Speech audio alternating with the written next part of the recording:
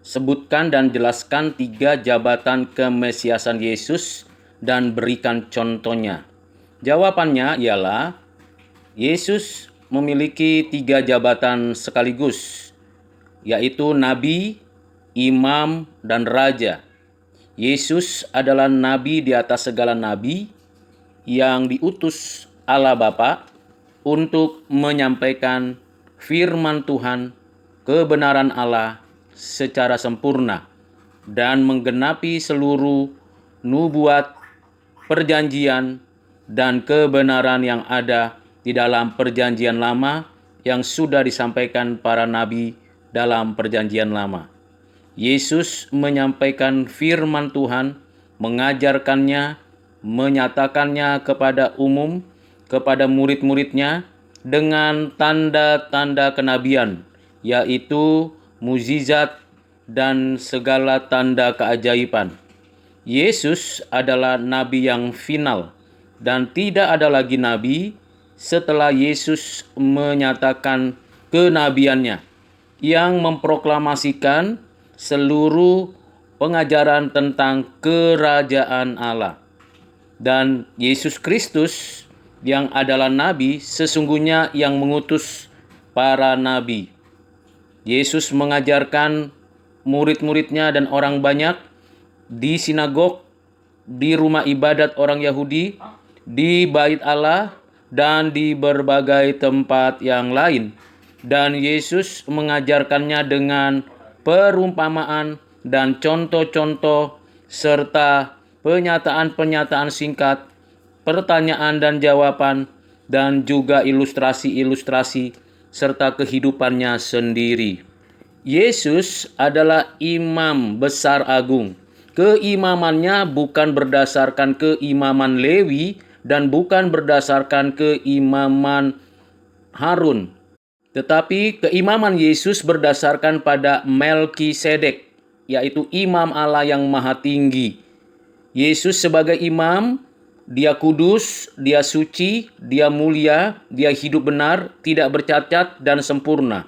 Yesus sebagai imam, ia mempersembahkan dirinya sebagai korban persembahan yang kudus, yang berkenan kepada Allah dan yang hidup, yang satu kali dipersembahkan untuk menghapus dosa umatnya melalui kematiannya di atas kayu salib.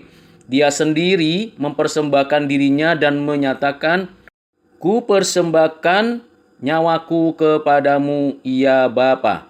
Yesus sudah menjadi korban persembahan yang hidup, yang kudus, yang berkenan untuk umat tebusannya. Dan setelah kebangkitannya, ia naik ke surga, duduk di sebelah kanan Allah Bapa, meneruskan tugas keimamannya, yaitu mendoakan umatnya, menopang, menjaga, dan memberikan perlindungan, mempersiapkan tempat bagi umatnya, dan membela umatnya dari segala cobaan iblis, godaan dunia, dan hawa nafsu kedagingan. Yesus adalah imam besar agung yang ada, yang selama-lamanya dan selama-lamanya ada. Bagian yang ketiga, Yesus adalah raja di atas segala raja. Orang-orang Majus menyembah Yesus ketika masih anak-anak. Bahkan ketika ia di atas kayu salib, dituliskan, "Inilah raja orang Yahudi," yang dituliskan oleh perintah dari penguasa Romawi. Dan dia sendiri setelah menyatakan kerajaan Allah di dalam pengajarannya dan memanggil murid-muridnya, membina, memperlengkapi, membentuk, memberikan kekuatan kepada murid-muridnya.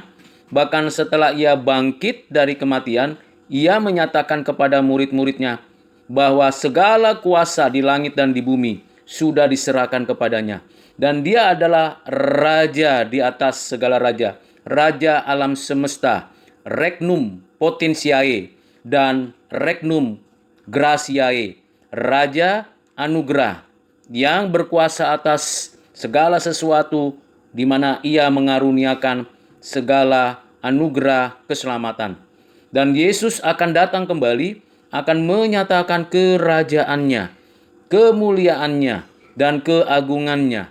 Itulah sebabnya Yesus adalah raja, di atas segala raja, di mana setiap lutut akan bertelut dan setiap lidah akan mengaku bahwa Yesus adalah Raja di atas segala raja.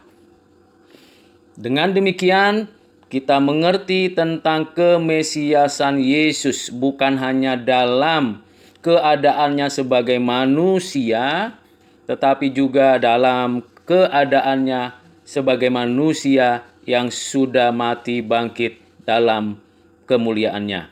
Dan ia juga adalah Mesias yang dari Allah, bukan dari manusia, bukan dari antara manusia, tetapi dari Allah sendiri.